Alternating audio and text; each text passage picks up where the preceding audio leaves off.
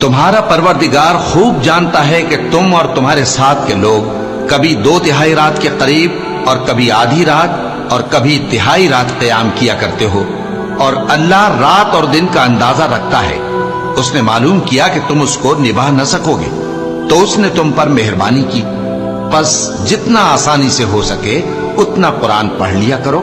उसने जाना कि तुम में बाज बीमार भी होंगे और बाज अल्लाह के फजल यानी माश की तलाश में मुल्क में सफर करेंगे और बाज अल्लाह की राह में लड़ेंगे। तो जितना आसानी से हो सके उतना कुरान पढ़ लिया करो और नमाज कायम करते रहो और ज़कात अदा करते रहो और अल्लाह को नेक नियति से कर्ज देते रहो।